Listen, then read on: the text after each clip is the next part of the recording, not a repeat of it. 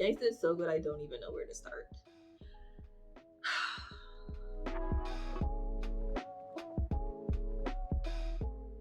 To be honest with you, I don't. Hey everybody, welcome back to the channel. I am Chelsea, and you're watching Chelsea's. In today's video, I'm going to be doing a binge reading vlog.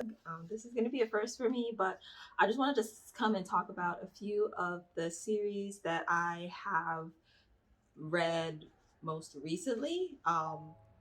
Thank you to all the recent subscribers who are subscribing, and to all the older subscribers who keep coming back.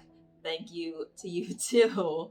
Also, if you aren't subscribed and you do like my content, please subscribe and keep coming back. All right, so let's just get right into it. Well, let's go in alphabetical order. Yeah, so we're gonna start with Asadora. Okay, so Asadora, this is honestly my first Naoki Urasawa read.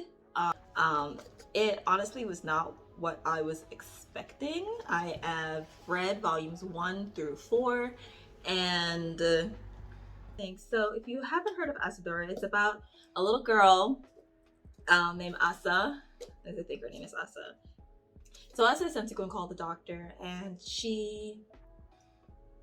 it just so happens that as she's going, there is a typhoon that is rolling in. So she's kind of gets caught in the storm, and she does get the doctor. The doctor goes to her parents' house, offers her a ride. She's like, no, I can get there. So he gives her a raincoat, you know, with the logo of his office on it. And she proceeds to be kidnapped because the person who kidnaps her assumes that she is the daughter of this doctor. So she ends up having to wait out the storm with her kidnapper, and by the time they come out, the entire, I don't know, village, prefecture, like it's underwater. So the rest of the story just kind of becomes her kind of reeling from all of that. And so she ends up teaming up with her kidnapper, who she finds really isn't a bad guy. He's just like an ex army pilot who is really down on his luck and was just trying to get some money, you know. So they kind of team up to try and rescue people and deliver food to people who are kind of like stranded on rooftops and stuff. And she also ends up finding a few of her siblings as well, and but like a lot of people end up dying or disappear during this thing. So it's a really huge event, and while they kind of commandeer an airplane and are kind of delivering these relief packages that are made by like some neighborhood ladies to these people who are still stranded, they see a large footprint from the sky, and she ends up believing that her family isn't dead, but was actually taken by whatever creature left that footprint. So like you go into this series not thinking you're gonna like find out a story about this little girl, and then it becomes something else completely, right? So here is the panel. So they're flying over in the airplane, and she's like, what is that? And then it looks like a giant footprint, and this is like the entire like destroyed village, the houses and stuff, and like bigger closer up of the footprint. So at the end of volume 1, you kind of are thrown into a completely different story than what you assumed you were going into. Volume 2, there is kind of picks up where volume 1 left off, but it also takes you into the perspectives of a different person who also discovers something similar at a different time. That initial incident with other incidents kind of involving whatever this creature is, and then volumes 3 and 4, there's a giant time skip, and Asa and the two siblings that she did find, the three siblings that she did find, are a little bit older. Asa's now in middle school, I think, and she is living with the pilot who kidnapped her still because, you know, shit happens. And she's also learning to fly from him. And I think her ultimate goal is to figure out what this creature is and if it took her family and if they're still alive. So I hope that didn't spoil too much, but it's actually a really brilliantly written story. You're kind of thrown in, and the twist really leaves you wanting more. So I highly recommend Asadora. Because I haven't read a lot of Urasawa's work, I really am not sure of, you know, if this is kind of normal for him, but it's kind of giving Godzilla just a little bit, or at least that kind of vibe. At least, or I don't know, I can't really tell where the series is headed, but it it kind of has a similar vibe to that. So next we have Cherry Magic. Completely different vibe. We have Cherry Magic. 30 years of virginity can make you a wizard. Now, my first interaction with this is I stumbled across the drama, the J drama for this, and I watched it. I was like, this is so funny. And then I found it on the Right Stuff holiday sale, and I just grabbed all 3 volumes. I am all caught up, and it's basically about our main character, Adachi, who is, Adachi's the type of guy who kind of gets like overlooked, you know.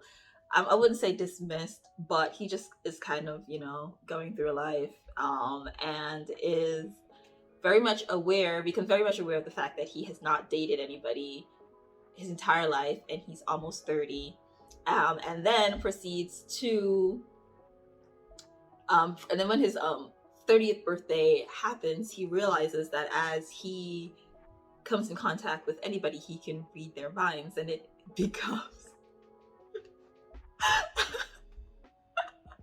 it becomes like him just like dealing with hearing everybody's thoughts, and after being convinced that he will forever be alone and that like or he'll never find love, he is kind of hit with it. So it kind of, what's interesting is that, you know, like, honestly, it's, the premise of this whole thing is kind of, you know, like ridiculous, you know, kind of unbelievable. But what's interesting is how they open the story saying that basically it's like the whim of the whole turning 30. If you're 30 and you're a virgin, it's kind of like the whim of the gods. They're like, ooh, let's do something fun.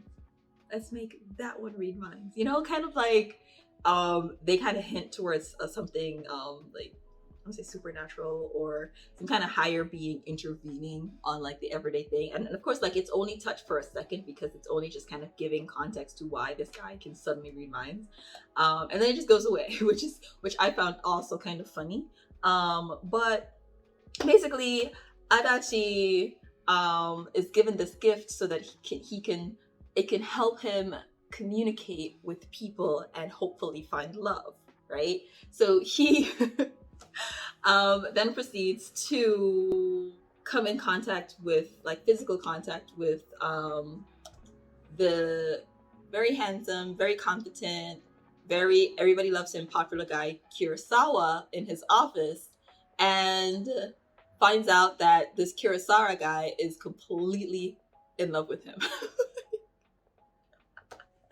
And to his like surprise, he has no idea why, and he is just having to deal with like all of these sudden changes that are happening in his life, and what to do with these feelings, and then what to do with his feelings, you know. So it's actually pretty good. It's really good. I highly recommend this, and it is so funny. It is so hilarious. I loved every second of the drama, and I read the manga and I love the manga too. So I am highly excited for volume 4. I think it should be out within the next month or so. So can't wait. I really can't wait. This was actually a very quick read, Manga, but it also kind of gives me a similar vibe to Watakoi when it comes to the shenanigans that kind of ensue in the office,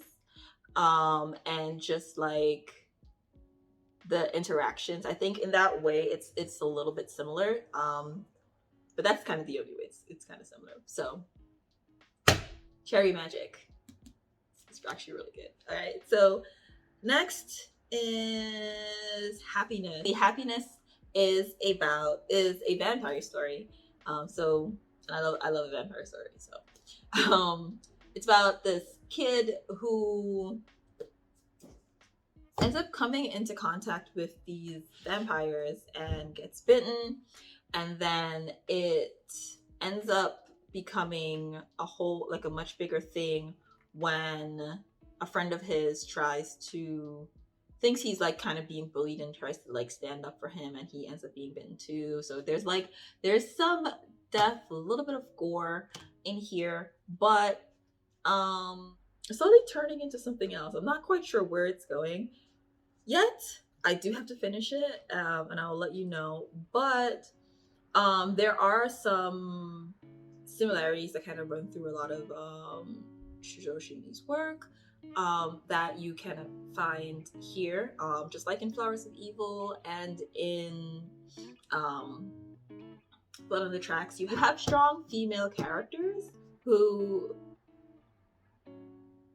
kind of like dictate where the plot goes, or just like a lot of the story. And then you have I'm not gonna say the main male character who is kind of carried along by the whole thing. So but one of the things that really stands out for art wise for this whole series is that the vampires kind of see, and this is kind of like this cover is kind of an example of just like how they see, and there are a few panels in here where you get to like see the world from their eyes, and it's quite interesting. And of course, just like Flowers of Evil, there is a time skip as well. So I'm just getting to the time skip, and like things are kind of, scenes are kind of shifting, and we're seeing where things are going in the story. So that's kind of where I stopped. So I really need to, keep going to find out how things happen. So without trying to give away too much, we have our kid who gets bitten, his friend who gets bitten, and then it's them trying to deal with their newfound thirst. One being able to control it, the other one not being able to, and then what happens to them, and then being captured, experimented on, and time skip. So I hope that doesn't give too much away, but I can't say that this is my favorite Shujo Oshimi, but it certainly draws me in, just like the other two of his works that I'm familiar with do. And if you do like that about him, I would certainly recommend reading it. It is a little bit different, being that there is more of a fantastical element to the story that his other works don't have. Those are a little bit more psychological, and feel a lot more real. Age really makes you think about coming of age stories that deal heavily with psychological and emotional trauma and mental illness. So you get a little bit of that with Happiness, but it is from a more fictionalized perspective. But that still really comes through with the thoughts and just like the mindset of like what our main characters do. So if you're a fan of Shujo Oshimi, you'll certainly like Happiness. I think it's a good, it's good. It's really good. So I do recommend this. Like I said, it's not my favorite, but it is pretty good. And last on the list is Gangsta. So I over the holidays finally got my hands on all of Gangsta, and then I picked up volume 7 and 8 from Kinokuniya and then Barnes and Noble, I think. Yep. So Gangsta. I absolutely love the premise of Gangsta. Background of everything that's happening really puts me in the mindset of other stuff like 86 and Number 6 and maybe Marginal Operation as well.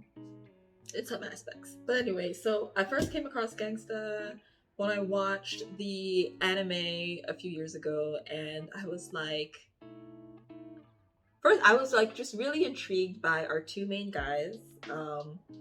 They seemed really different, and I also found the racial aspect of this extremely interesting as well. It really drew me in, and I'm in this world, and I'm ready. I am ready for more. I completed this. I completed most of 8. I honestly couldn't finish 8 just because I knew we were gonna lose my boy here, Marco, and I needed, like I said, I hate losing. I hate being thrusted into somebody's life, learning everything about them, and then having them being taken away from me. So I probably won't finish 8, but when 9 comes out, I'll definitely get to 9. I know it'll be a wait. In the meantime, I'll probably check out Gangsta Cursed, which is the origin stories of the last 2 characters were introduced to in I think volumes 7 and 8. Okay. Gangsta is a story about Nick and Warwick, these 2 characters, and it happens within a world where there are people who were basically made to take this drug that enhances them physically at the cost of them having short-lived lives. They were these subset of people who were made for a war, and then after stuff kind of subsided, like historically, they ended up having children, and their offspring ended up inheriting the qualities of these parents. But it is a double-edged sword, so they tend to have immense physical abilities, but they have short lifespans. So they are then kind of relegated to certain spaces in society, and this story opens up with our 2 characters, Warwick and Nick, who are living in this segment of these like cordoned off country. They are living in a segment where these people have been essentially herded together and live. So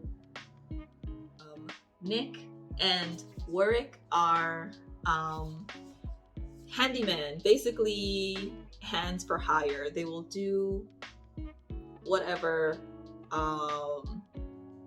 chores. They'll paint your house. They'll be your bodyguard, like whatever. But they obviously have a past. They've been together since they were kids. Warwick is just a regular human being, and Nick is the son of one of these people. So he has these physical abilities. However, he is just about at the age at the point of the story where the story opens. He's just at the age where, around the time where people normally die. So he is basically living reckless. Okay, reckless, not reckless, but like reckless for him. But okay, so basically these people, they have these abilities, and then they have medicine that they need to take to be able to live normal lives. They have shots that they take to kind of increase their physical abilities, and then they have shots that they need to take to bring them back down to normal. So the government regulates these drugs, and a lot of them are too poor to be able to afford them. So it's kind of like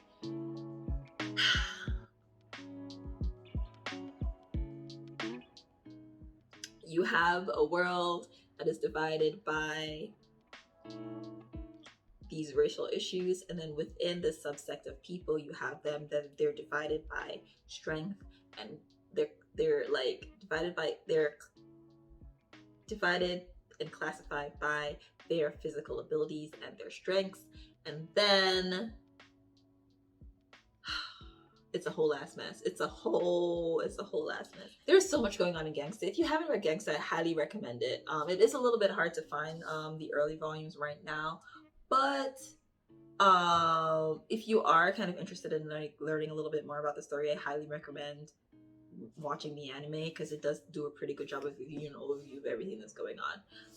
And so within this walled community, you end up being thrown into mafia families, mercenary guilds, and